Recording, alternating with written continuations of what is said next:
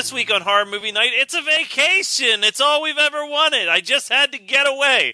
And while most vacations are meant to be spent alone, we'll be spending this one with our friends for a Slumber Party Massacre Yay! 2. Adam spent the week without us. Forever. Adam spent the week without us and thought he'd forget. Scott spent 2 weeks without us and still hasn't forgotten yet. And I'm running around with a guitar drill, just plunging it into the flesh of horny teens. Stick around because things are going to get hot, wet, and wild on Horror Movie Night. I appreciate that your write-up was basically just a Go-Go's song. Vacation's all I ever wanted. Vacation, I had to get away. You know, Adam, when you sing song lyrics, you sound like you're on a bender. I mean, I know you're sober right now. You don't know me. You don't know shit. Now you just sound like your dad. One of these days, I want to buy like Adam sings your favorite hits because like I could be your Adam Brody. I'm pretty sure if we bought that, it would be a waste of money because we're just going to hear it on the radio. Yeah. Slumber Party Massacre 2, I managed to have even shorter notes than Spookies. All I wrote was, Courtney is the little sister of the survivor of the first movie. Her sister's in a mental hospital while she's in a female rock band. Her and her band go to a condo for the weekend, and a driller killer with a guitar drill shows up and murders the girls and their boyfriends, sometimes through song and dance, until it's eventually revealed to be all a dream. Love it. I guess, but I have a lot of questions. I have a lot of questions. I have a lot of answers. Yes, thank God. Somebody. This movie, I think Scott will back me up on this one. This movie is so much better than the original Slumber Party Massacre. Yeah. The first Slumber Party Massacre is shit. Scott, you're actually the reason that I've even seen these movies. I'm not sure if you remember. Because I bought them for you. Yes, you did. It was my 29th birthday gift. You bought me the Slumber Party Massacre collection. Listen, I can't take you to medieval times, but I can definitely sing you Slumber Party Massacre. I never saw the first Slumber Party Massacre. You weren't missing much. Is there any explanation for what the fuck is happening in this movie that I'm missing from not having seen that one? No, this movie doesn't make a whole lot of sense. It's kind of like trying to take the... Okay, so the original Slumber Party Massacre... also, Slumber Party Massacre is kind of a feminist leaning slasher franchise, which is, well, at least the first two. I saw the third one, but it was so fucking bad that I can't even remember. And I watched it this year. I just can't remember what it was. It was just pretty bad. But anyway, the original Slumber Party Massacre, the screenplay was heavily rewritten, but it was supposed to be a feminist take on all of the slasher killer movies that had happened in... Well, the first glut of slasher killer movies is like 78 to 80, I believe. And so Slumber Party Massacre came out in 1980 or 81. It was written by a woman, and it was supposed to be a send-up, like a quasi-serious, quasi-funny send-up of basically like stupid girls getting killed in horror flicks. And so it was supposed to be like really outlandish and over the top, and like these girls were, oh, let's get into our bras and panties. And so it's like doing lip service to all the stupid shit that male writers and directors put the women through in the first round of slasher movies from the late 70s, early 80s, but then turning it on its head in certain ways. But I've never read the original screenplay. I don't know if it's out there. I should probably do some research on that because I'd love to read it. But it was rewritten heavily, and I feel like a lot of the humor was lost on the cutting room floor. So the second one, in my opinion, is a truer successor to the original film's spirit of the original film, and that's why I love it. It's very funny, it's very tongue-in-cheek, but it also is really, really copping popularity of the Nightmare on Elm Street franchise, in my opinion, especially when the blonde drummer, she gets that big zit and then her face explodes all over the main girl. That is straight Nightmare on Elm Street. That's a Freddy killer right there. Beyond that, this movie is not to be taken seriously at all. They did the helpful exposition where they have cut scenes from the original film where the driller killer is coming after the sister of the girl who finally kills the driller killer in the first one, but it fucks them both up so bad that the older sister is in an asylum and the younger sister is like kind of got PTSD. And so the way that I took it was that she's in the asylum too. You know, it's not that she went and killed all of her friends thinking that the driller killer was coming after them. I think that she just doesn't have any friends, which is much bleaker in my opinion. So wait, every single part of this movie then is in her imagination? Yeah, none of this happened. In my opinion, that's the way I took it, was that none of these people are real. They're just made up by her. And then she's like chilling with her sister in the sane asylum. Yeah. But I mean, it doesn't matter whether or not those friends got killed or not, because this movie is all about set pieces and jokes. It's awesome. Music videos. Dude, yes.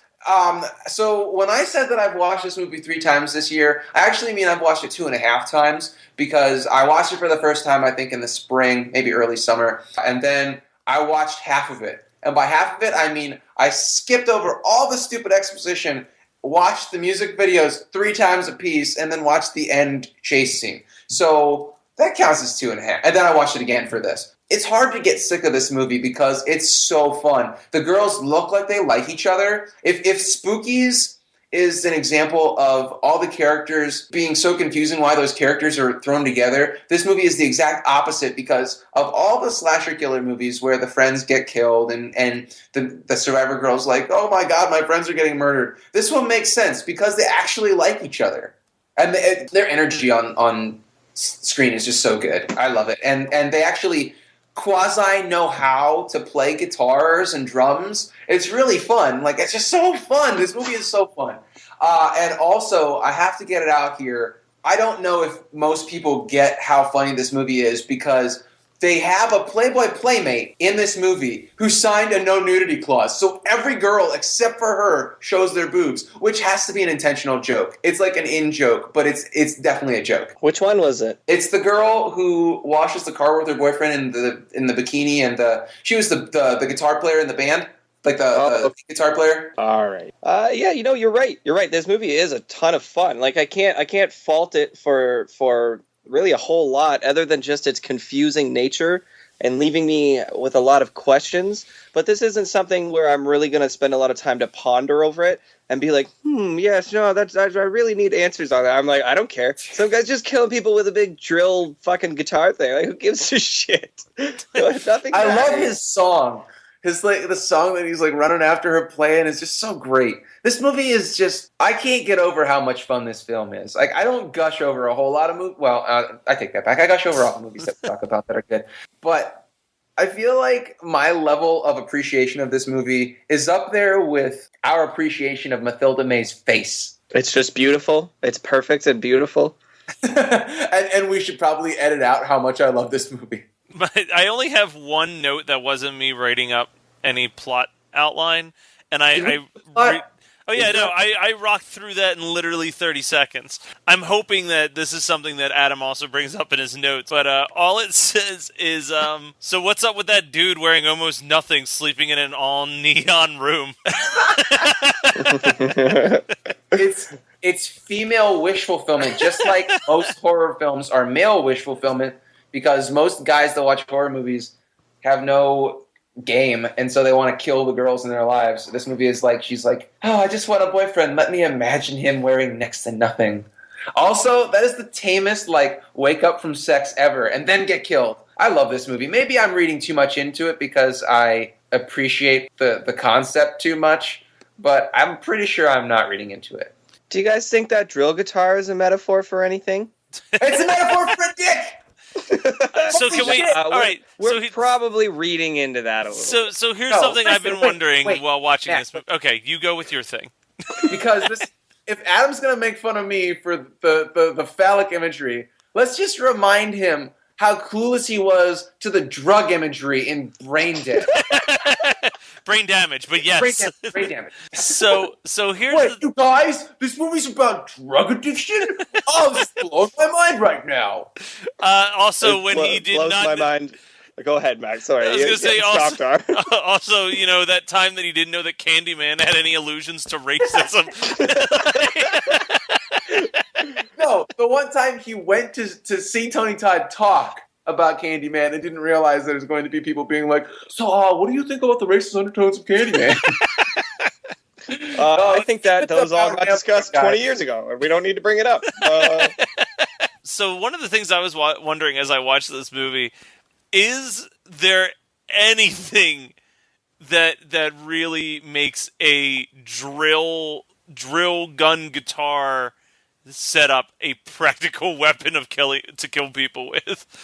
No, but who cares? Because her killer isn't a practical killer. This is true.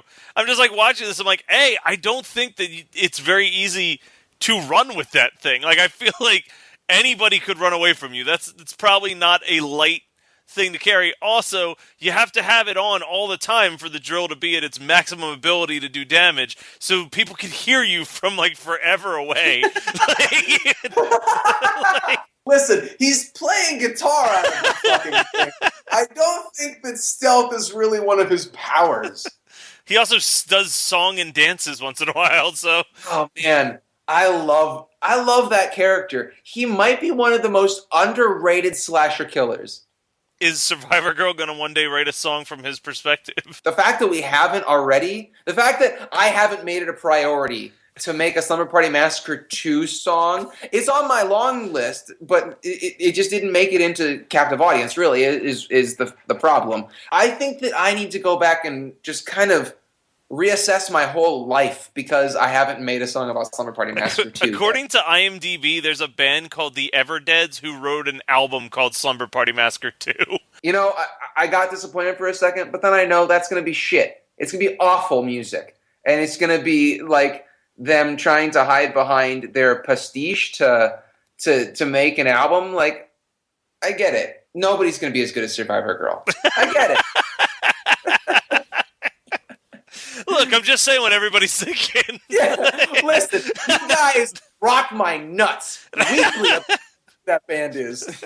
Hey, can we talk about the fact that the music in this movie was so good, but I don't think any of it was original.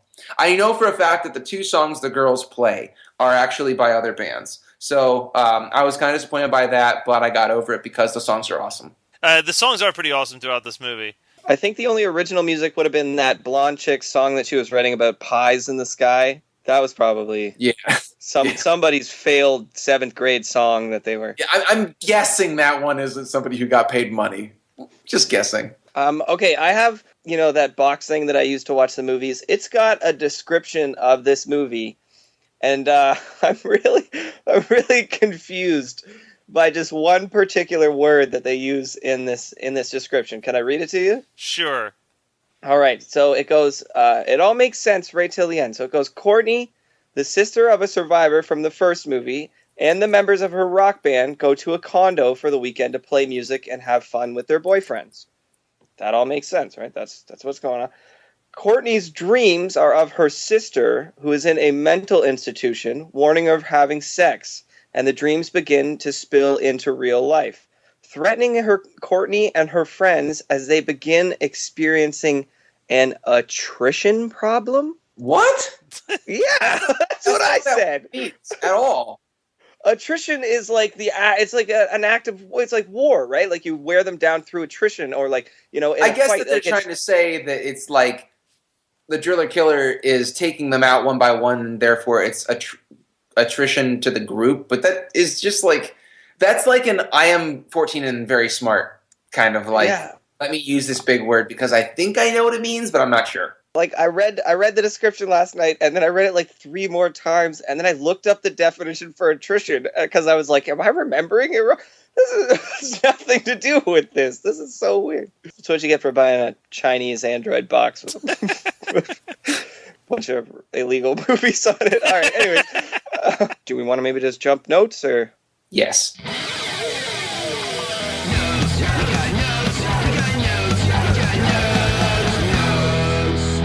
Are the notes for Slumber Party Massacre II. This is a stark. All right. So the first part of this girl's dreams are like Head and Shoulders commercials, where it's just a dude with really luscious hair on a football field, and then it breaks into like 80s schlockfest kind of like crazy wacky dreams. So that's a good like the first half is probably Matt and Scott's dreams, and then the second half is probably my dreams. That's probably you guys. Of hunky football players, right? So you're gonna be hair. Yeah, with nice coiffed feathered 80s hair. Scott, I know you said you're gonna do a song about the Driller Killer, but you could always just do a cover of Tokyo Convertible.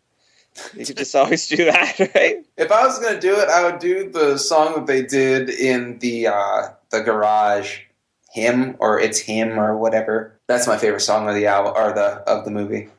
Yeah, I don't know. It's just bland new wave chick bands from the 80s. They're just not doing it for me. That's just not my thing. I don't know. It's very nah. Now the Go-Go's, that I can get behind. Anyways, so the love interest in this movie looks like he's like 35. Like, and when he says like, "Oh, not bad for a school day," I'm like, "Oh, what are you, like the assistant gym teacher or something?" You're not going to this school, are you? Like, dude, that's creepy. You're a narc. Like, you're definitely a plant. What are you doing here? And then she gives it up like right away to him at that band practice. Starts making out with him over in the backyard against the fence. And then she's having a dream about him later, and it's like literal like porn music. It's like like it's super porny. I would totally have sex to you making that music just solo, a cappella. I can't promise that someone else would be involved, but I could definitely sex myself to that music. Scott putting it in. Sex myself. Oh, Scott, be careful where you point that should be thing. an album. Oh. Al is right. So I didn't know, like, I didn't watch the first one, right? So I was so confused. Like, is she seeing images from the first movie? Is she seeing into the future? Is she getting visions of the future? Or is this all just random imagery of nothing that has no context to anything that's has or will happen in this movie? The answer is yes. Yes, it's a little bit of everything, I guess. So if we were going on a road trip and a friend of mine screamed bloody fucking murder in the front seat of the car and said she saw her sister outside the door, like, I think we'd be turning that car around. I think road trip's over, guys. Like, going to the condo and having pillow fights is not that important. Come on now. Pillow fights with champagne. Yes, yeah. Where they then cover the carpet in champagne and... Oh man, it's so great. They're like, we're gonna go to my whoever's condo and just trash the fucking thing. I was thinking that too. There's like, we're just gonna wreck this fucking couch because fuck you and your friend. And the carpet, and then they're practicing on that carpet the next day in bare feet, and the guys are dancing around, and it's not squishy at all. Oh, man. That's really what broke my suspension of disbelief in Slumber Party Massacre II. Yeah, that girl's parents are not getting their security deposit back on. Shit. Hey, did you realize that this was probably filmed in the same development as Return of the Living Dead Part 2? I don't want to fact check. I just want to believe. Nah, I want to believe. Listen and believe, guys. Do you believe? Do you believe love after love? This is definitely going down in the annals as the horror movie night episode with the most singing. Probably. Yeah. More so than any of the musicals we watched. Which is ironic. We can start singing Sweeney Todd if you guys want. That's fine. No. So the old blow up doll in the bed scare prank. Yep, I remember my high school days. That's right up there with the old classic, the dildo in the cereal box prank. Seriously, I thought there was going to be the give my arch nemesis a tape that fries his girlfriend's ears when he can't get an erection. The rape tape. Tape that rape tape. Bro, it's a prank, bro. Well, bro, that was just a prank. White power! White power, what'd you do to her? The best part about that is his name is like a Jewish last name, but it sounds like white power. And then like I thought that was the point of the blow up doll. I thought it was like a prank or whatever that that somebody had done to them. But then she's like, oh, that's gross. It looks like my brother was here. And then for the rest of the movie, they're playing with that blow-up doll. And I'm like, that probably has cum in it. That probably has excretions in it. Stop touching it. Ew. In the short span of about 3 minutes, we get somebody dry fucking a standing lamp, peering directly into the camera and dancing. We get some synchronized line dancing. Good. We have a little champagne fight. We get tits out bra snapping, and we get ruining pillows and creating a gigantic mess. And these are all, I did ask my female friends, all staples of a typical girls' night. That's absolutely high school. 100%. High school boobs were involved in this, apparently. Yeah, actually, yeah, that's weird to think about. I hope they were 18. I'm positive they were more like 28 when they did this film, because they all look like they are the most hard-ridden high school seniors, if that's true then. Oh, especially the lead singer, the slutty one of the bunch. Oof. But she's not slutty. She's she just looks 28. I love her. She's awesome. Well, I guess she takes no shit, and she's awesome. She's not slutty. It's what's his name? CJ? TJ? What's his name? Is it CJ? Whatever. The guy that looks like one of the Baldwins. Yes, thank you. He totally does. He looks like Adam Baldwin or something. Oh, that guy chuckles the entire time that he has sex. The whole time they're having sex, he's like, oh, oh, oh, oh. So he basically sounds like Joker or Jester from Puppet Master. I was gonna say Goofy. That sounds like an impression of fucking Goofy. Yeah, and then when he comes, he's like,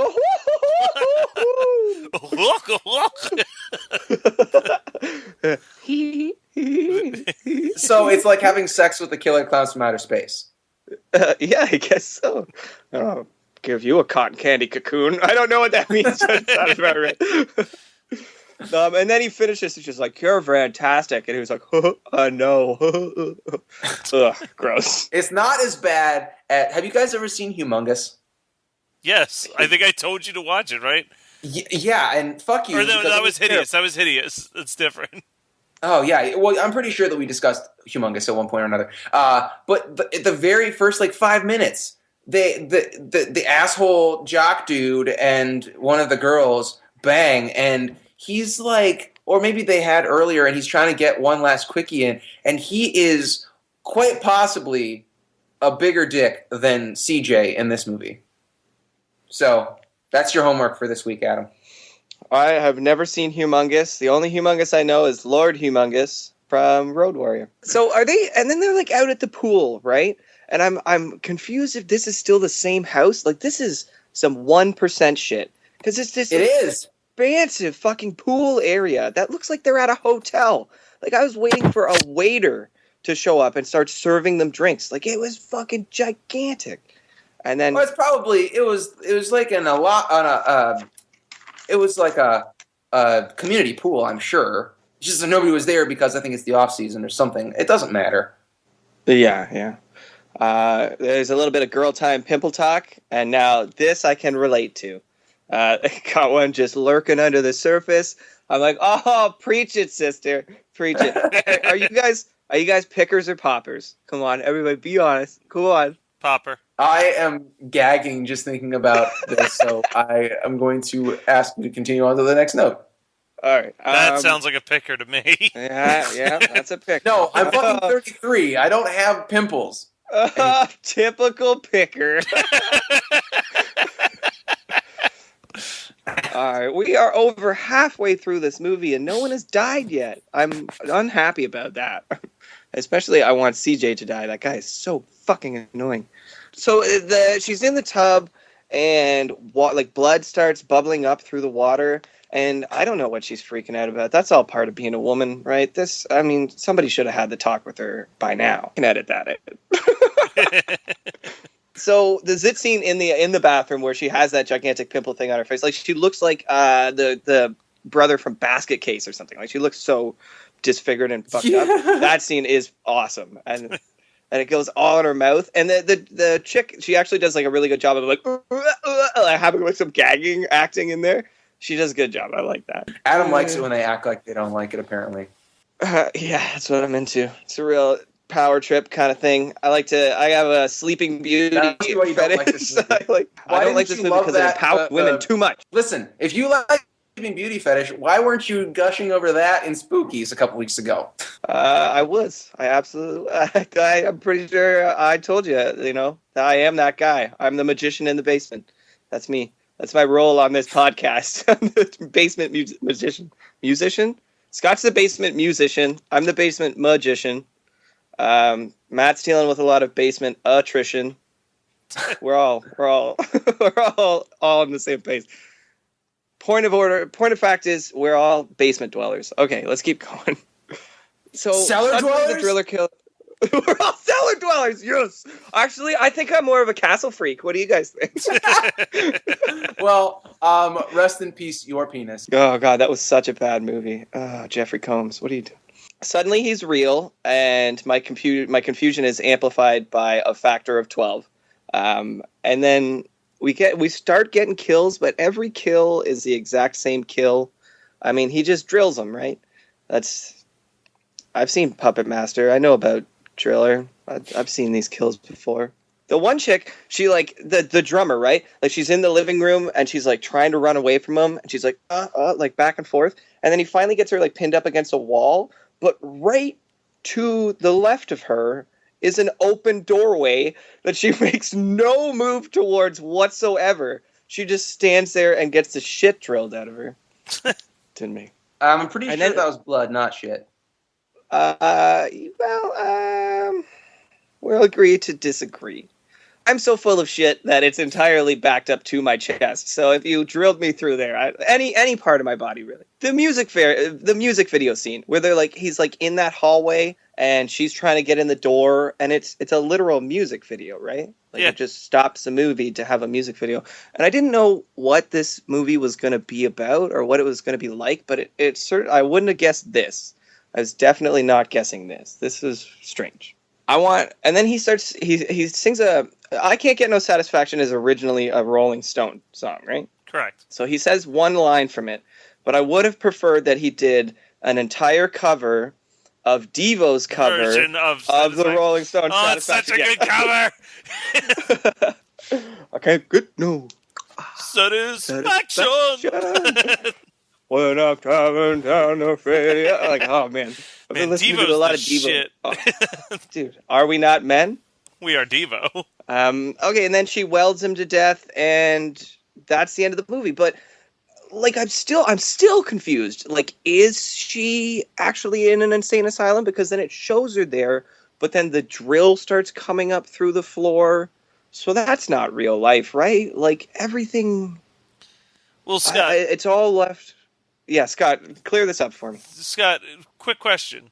You've seen part 3, correct? Because I don't remember anything about part 3. Does it follow part 2? Yeah, but I don't remember. Okay. I don't either. I don't remember anything. I feel like all 3 films are connected by the thinnest of strings.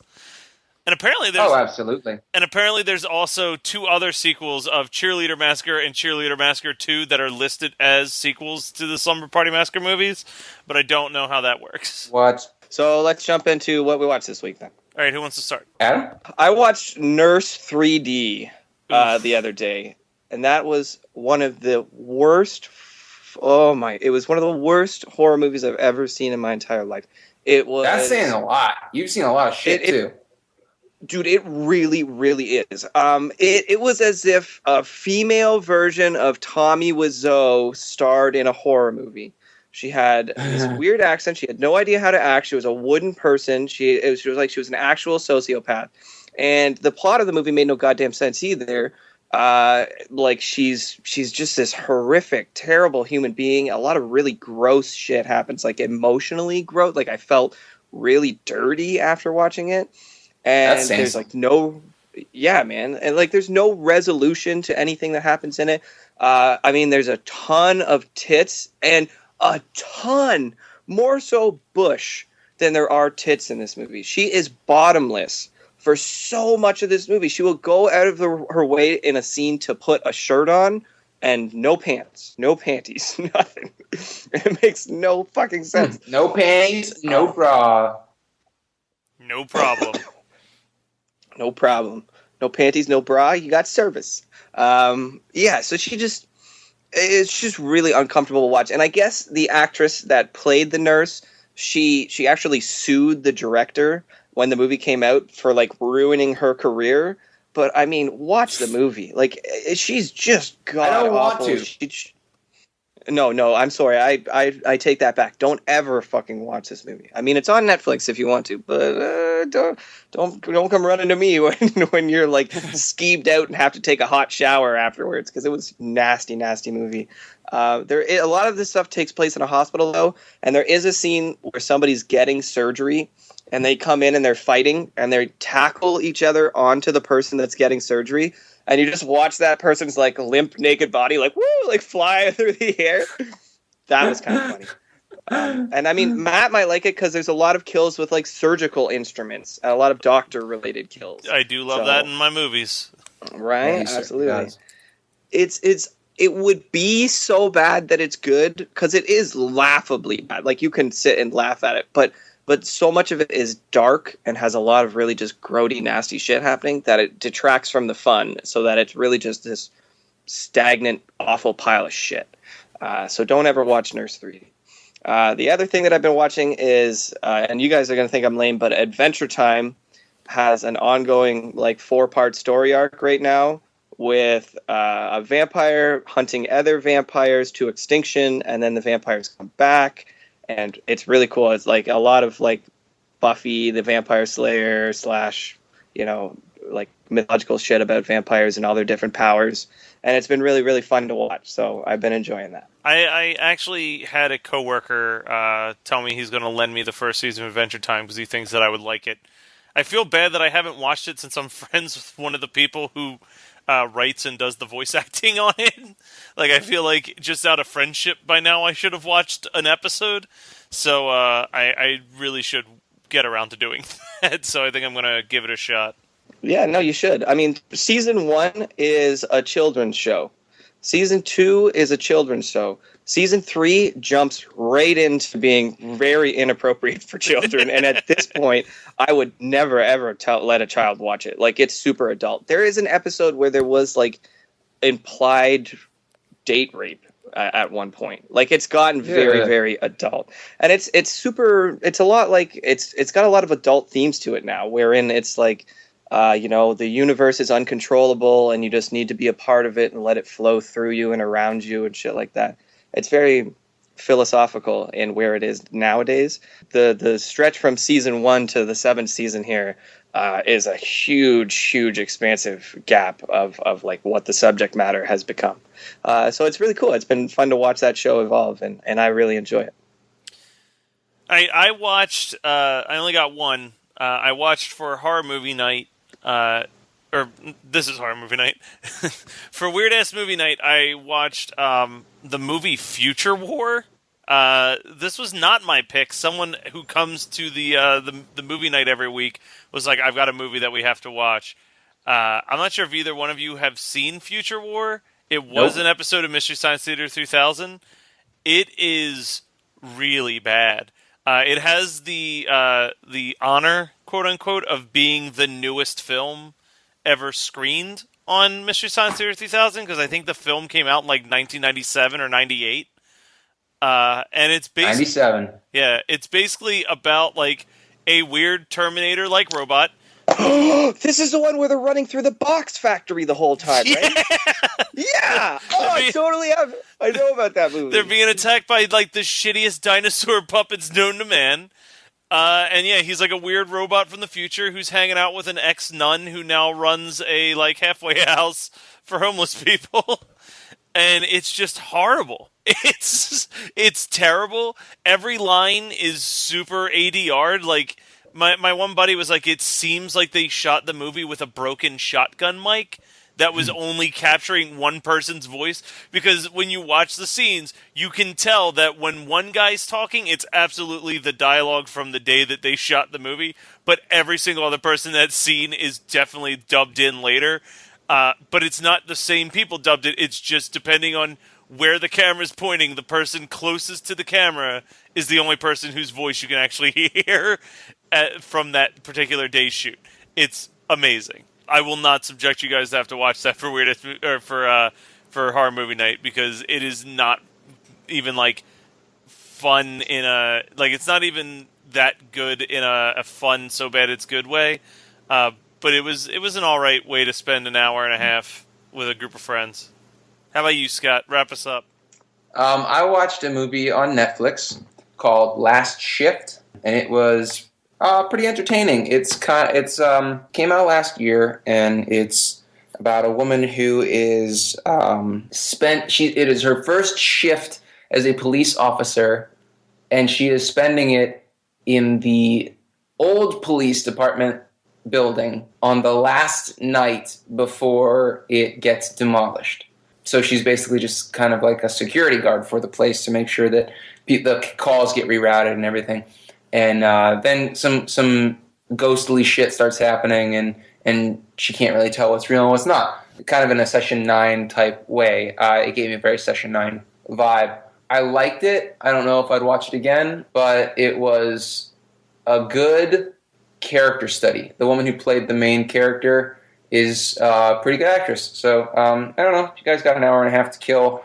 I hope that was kind of a spoiler-free explanation of what the movie is, and I'd like to discuss it with you guys like offline and not waste 45 minutes of everybody's time discussing it, because I don't think it's that good or that bad. Just middle of the road. All right. And what was it called again? Last Shift. So not Last to be confused with Graveyard Shift. No. I thought you were going to say not to be confused with Last Shit, which is pretty stinky too.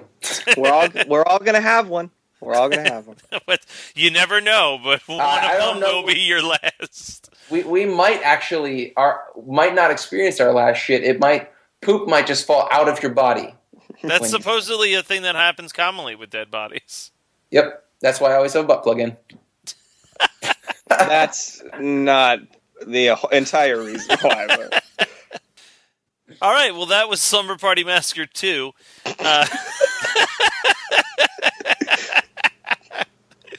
Thank you. What a topper on that birthday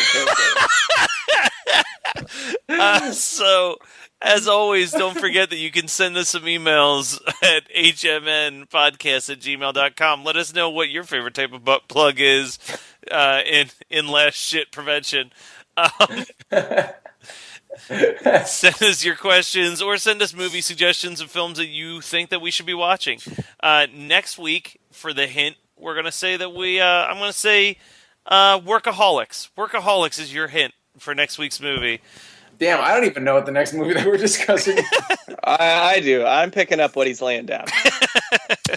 So, again, in the comments on this particular episode on our Facebook page, go ahead and try to guess what movie you think you're going to watch. And hopefully you've chosen wisely and you are able to listen to an episode and be like, oh, I get what they're putting down, instead of, just like, I'm just going to watch Workaholics and hope that they do an episode all about that show, because that's not what it's going to be. Just a heads up. So go ahead and shoot us those emails at hmnpodcast@gmail.com. Thank you for listening. And, I don't know, go on iTunes, rate and review us, tell your friends, all that stupid shit that all the other podcasts say and we never do.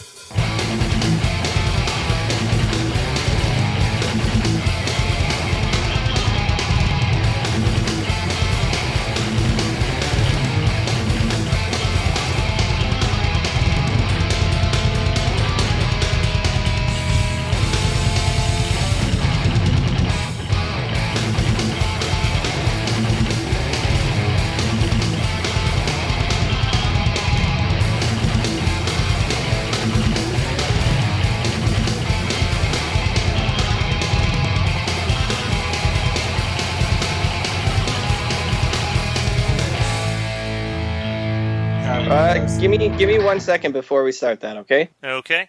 He needs to rub one out. He didn't while watching Slumber Party Massacre 2? Yeah, you damn right I did. Oh, all those feathers, all those pillows. You're listening to the Geekscape Network.